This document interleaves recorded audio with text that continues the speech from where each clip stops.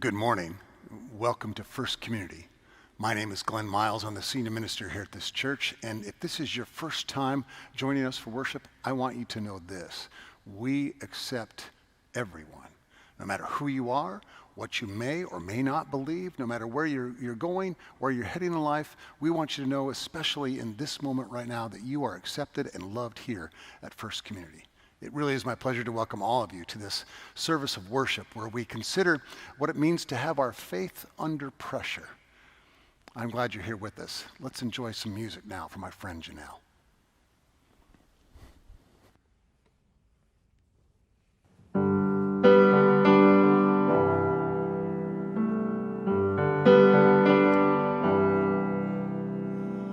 Morning by morning, I wake up to find the power and the comfort of God's hand in mine. Season by season, I watch God amazed in all of the mystery of God's perfect ways. All I have need of, God's hand will provide. God's always been faithful to me.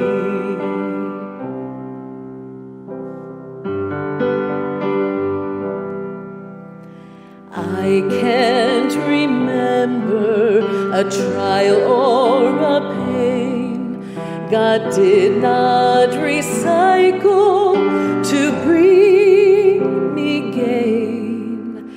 I can't remember one single regret in serving God only and trusting God's hand. All I have need of, God's hand will provide. God's always been faithful to me.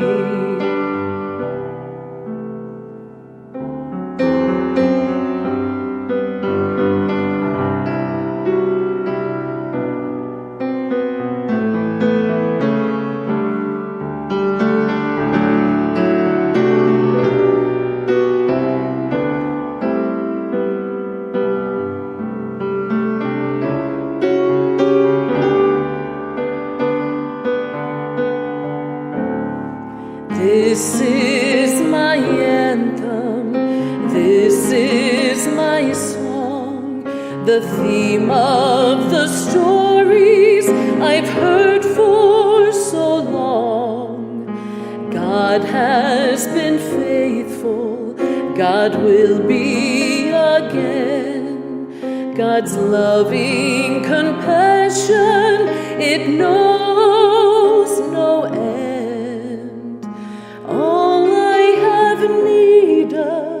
God's hand will provide. God's always been faithful. God's always been faithful to me.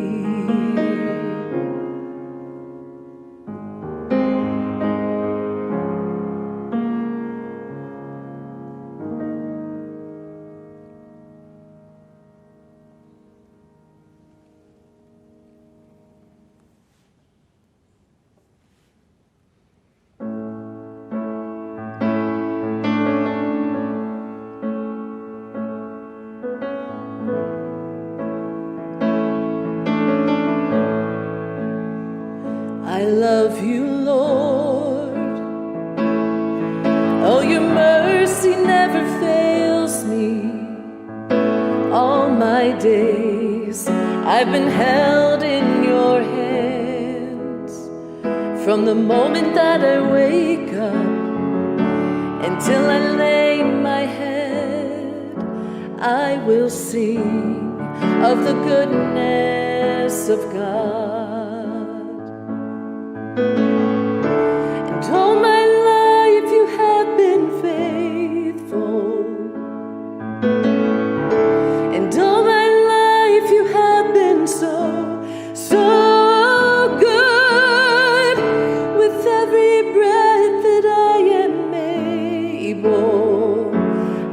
will sing of the goodness of God. I love your ways.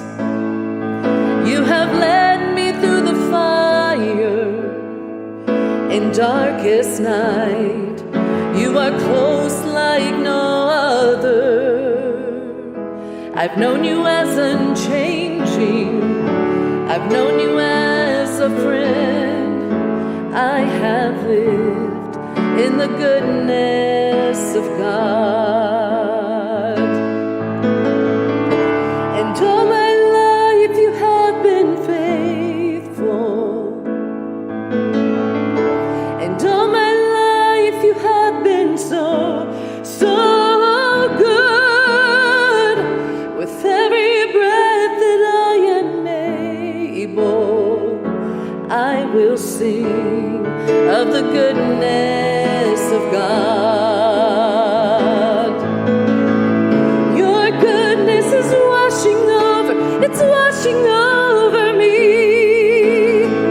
Your goodness is washing over, it's washing over me. God, your love poured out, grace and mercy found. You have set me free. Your goodness is washing over, it's washing over me.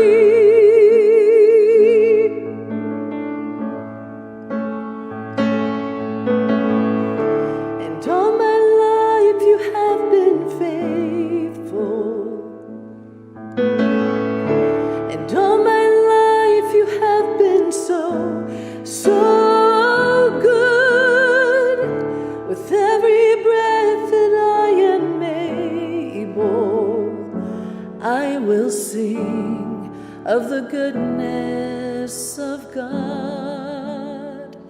Yes, I will sing of the goodness of God.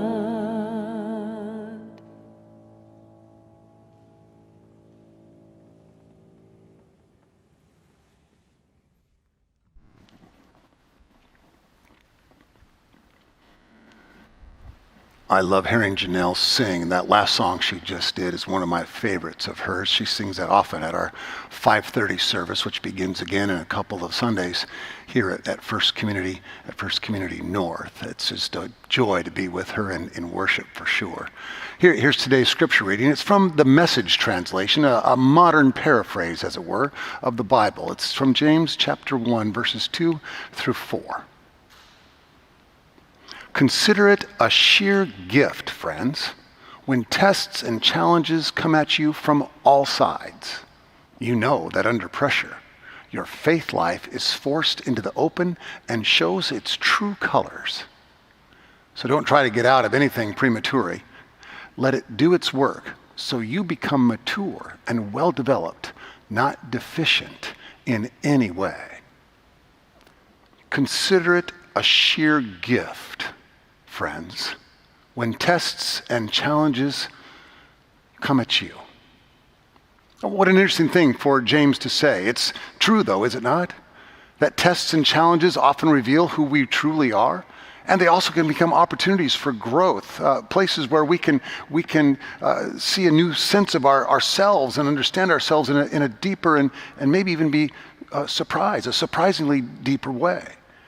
It's a simple but clear declaration that tests and challenges can be opportunities for growth in life. It's also saying that life is full of things that are hard and difficult.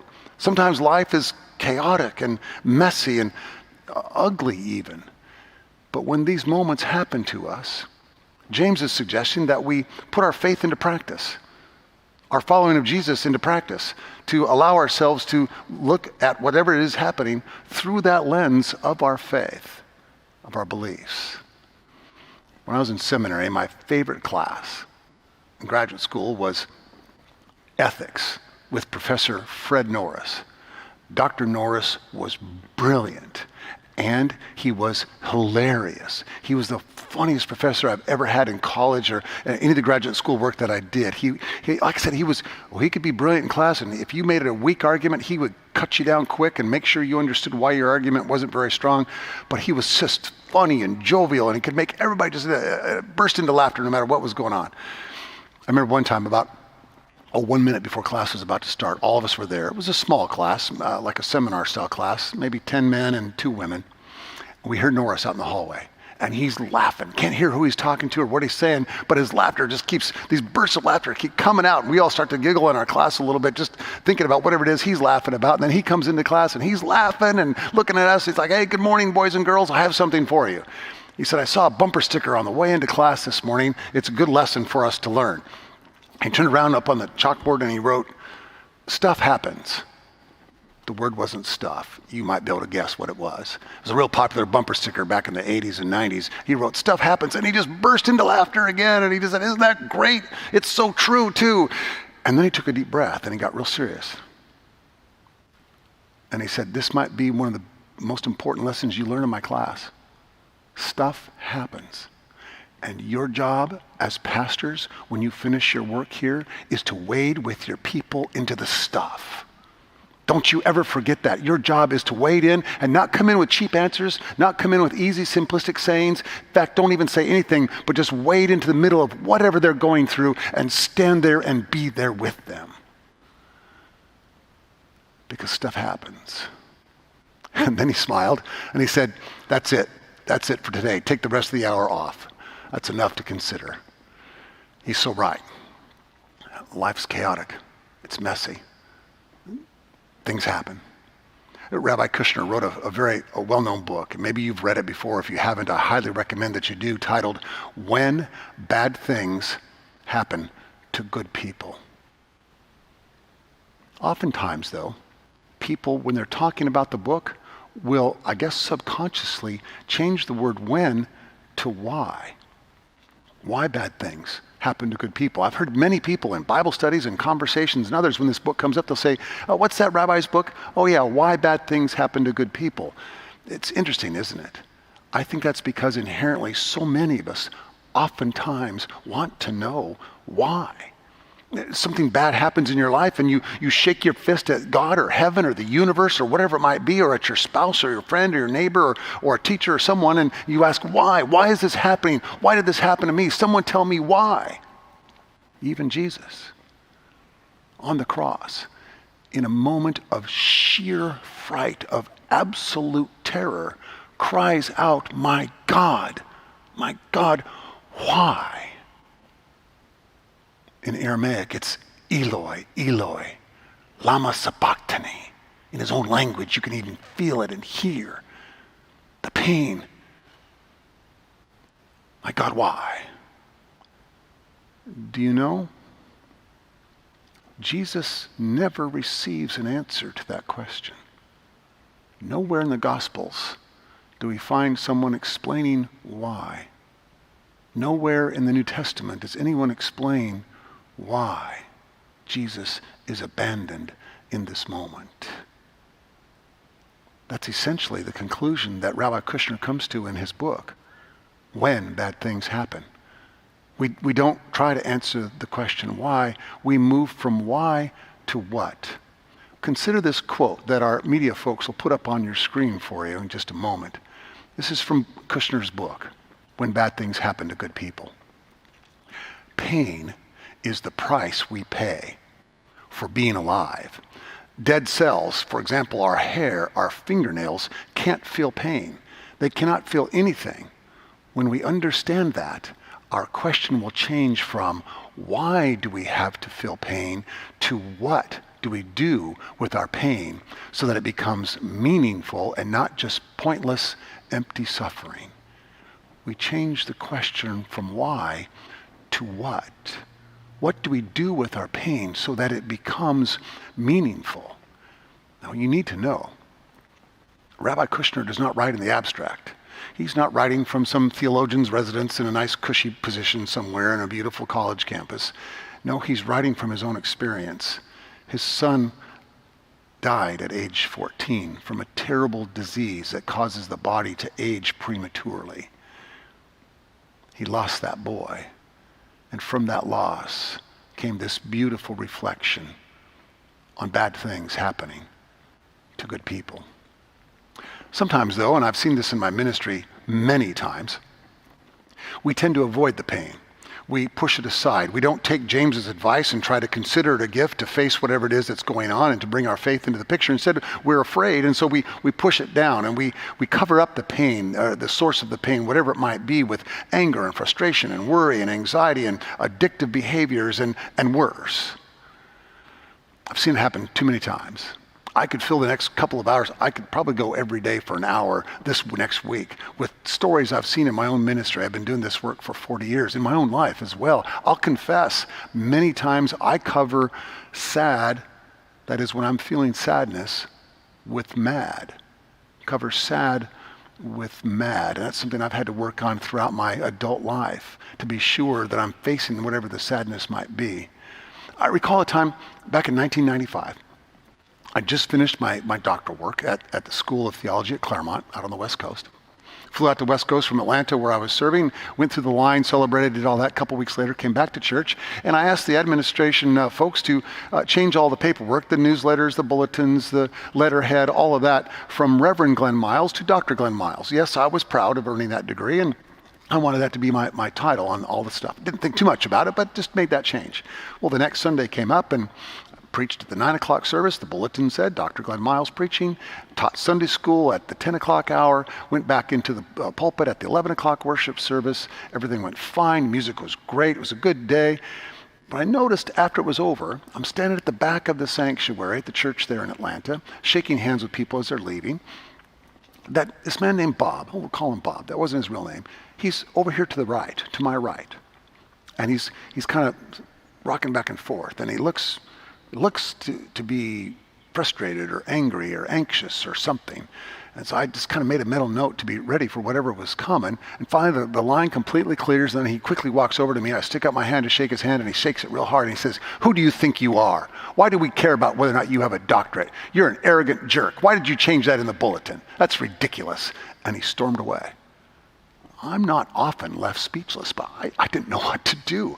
I think I said something like, "Thank you for sharing. Have a good day." I truly did not I didn't see this coming at all. The next Sunday, same thing, 9, worship, 10, Sunday school, 11, worship again, service is over, I'm at the back door shaking hands. I can see Bob to the right. He's not jostling around though, he's standing still and he's looking down. He waits for the crowd to clear. He comes to me. He takes a hold of my hand, he puts his other hand on top of our two hands, and he says in a soft voice, "I'm sorry. I was wrong. I recognize this week in conversations with my wife that I've experienced frustration about my own life and career, and I was projecting all of that onto you, and I am so sorry." May I say it's one of the most courageous things I've ever seen? Oftentimes, maybe you've experienced this, when there's some upset or some anger, people defend themselves and they never acknowledge the thing they did wrong because they just want to defend whatever it is they've done and never take the humbling approach to say, I'm sorry. And I was surprised too because Mike was, his name was Bob rather. Bob was somebody I saw who was very successful, and he had a marvelous wife and family and beautiful home and done very well in his career, was financially in great shape. Yet there was some pain in his life that he kept pressed aside. I've seen it in beautiful ways too, though. I've seen folks in church, in this particular church, here at First Community, facing some really tough, pain-filled moments in beautiful and amazing ways. I'm thinking this morning of my friend Bill Milkey. Bill was on the search committee that hired me. I remember feeling so touched by a video that I received from the search committee during the application process, where they videotaped comments from all of the members of the search committee, all of which were terrific. Bill's kind of stuck out though, because you could tell that he was kind of a rough, tough, gruff old guy, and he would take that as a compliment, and I mean it that way. You never needed to understand how Bill thought about something. He'd just tell you directly, sports or church or politics or anything else. But in this video, he says with tears in his eyes, I grew up in this church. I fell in love in this church. I got married in this church. I love First Community. When I watched that video with my wife as we were preparing my application to be sent back to the search committee, I looked at her and she had tears in her eyes and I had tears in my eyes, and I said, no matter what happens, it's been a blessing to see this. Well, a year and a half after I'd begun my work here, Bill, who was a tough, rough, gruff old guy, but a very robust and healthy one, suddenly got a horrible disease. And it wasn't long after the disease hit that he knew his life was ending. I saw him in the hospital on the day before he died. I walked in, I shook his hand, I took my other hand and I wrapped it around his shoulders and I held him tightly, and he said, Glen Miles, I love you. No one's ever said that to me before in a hospital room like that. I started to cry and he started to cry, and then he kind of shook himself and he said, now listen, if anybody gives you a bad time in that church, you tell them I'm coming back to haunt them. So y'all been warned, just so you know. It was a beautiful moment. He did indeed die the next day. But do you see what he did? He was facing the toughest test, the hardest challenge, the one named death. And in that moment, he both received and gave love. James tells us that when these trials and these tests and these challenges come at us, when our faith is under pressure, we'll be revealed for who we truly are. We'll be put out in the open, he even says, that directly. It's amazing to watch what happened in Bill's life and the way in that toughest, most difficult place, all he could think of was love for his family, his friends, and he wanted everyone to know. But sometimes, and I'm guilty of this, I suspect many of you are too. Do you ever know you've got a test coming up, a challenge, something difficult that's going to happen? Maybe it's a conversation, maybe it's a review at work, maybe it's something else, and you just start to worry about it and fret about it and get anxious about it, and you envision all these really bad things happen, and you're kind of a grump for 5 or 6 days or however long it is before that thing emerges. My dad used to have a little saying on his desk that said, "Why pray when I can worry?" And I know it was true for my dad, it's true for me, and raise your hand if it's true for you. Yes, I can see those hands. Thank you for sharing. That gets us nowhere. That really doesn't help us at all. What James wants us to practice is patience and trust, that no matter what we're facing, no matter how difficult it may appear it's going to be, to trust and believe that God will be with us, and those who love us will be with us as well. It's a beautiful promise, and it's even broader than you might think. There's another verse in James. In fact, it's the very next one. We read 2, 3, and 4. Verse 5 says that God will give God's wisdom to you if you ask for it, and it takes humility to admit we need help. That's kind of the hard part in this. But God will give it to, in Greek, the word is all. And I looked it up, and here's what it means. It means all. God will give it to all. Regardless of your educational background, I've known PhD folks who were not very wise. My grandfather barely made it through high school before he began working. He's one of the wisest men I've ever met in my life. God's wisdom is given to all, Christian, Jew, Muslim, Hindu, Buddhist. That's why this church for over 100 years has had the ability to listen to anyone and everyone, no matter where they're from. It's an inclusive word. Right there in the little New Testament book, the letter from James, written to the church. I love how the more I study the Bible, the more I find that the overarching arc of the story is one of inclusion. Are there some ugly, exclusive passages in the Bible?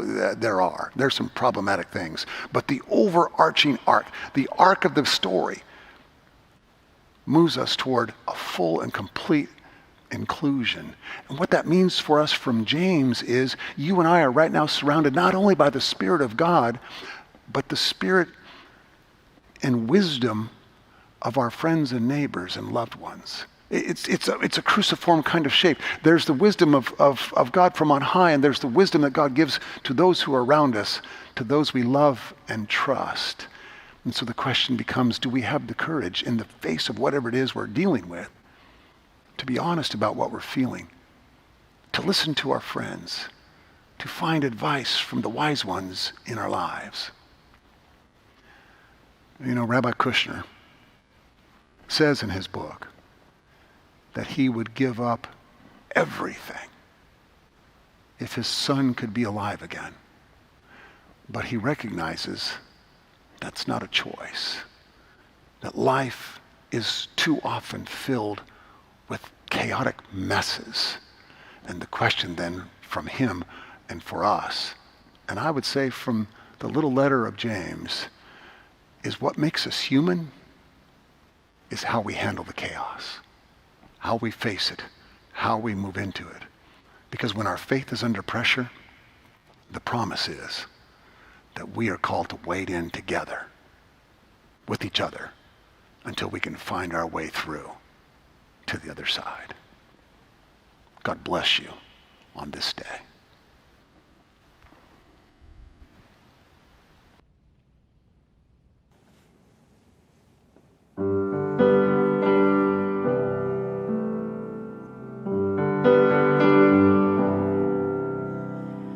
Morning by morning, I wake up to find the power and the comfort of God's hand in mine. Season by season, I watch God amazed in all of the mystery of God's perfect ways.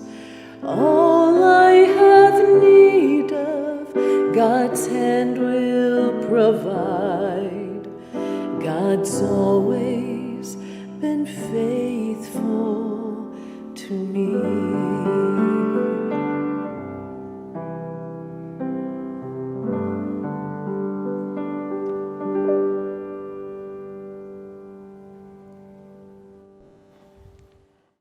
It's been a beautiful time to be with you. I trust that you've been blessed by the power of the music, by the beauty of the word, and the promise, the blessing, that we can consider it a gift when life gets messy, because it's an opportunity for us to grow in our faith. God bless you on this day as you seek to live and love in all the ways that God calls you to do. Amen.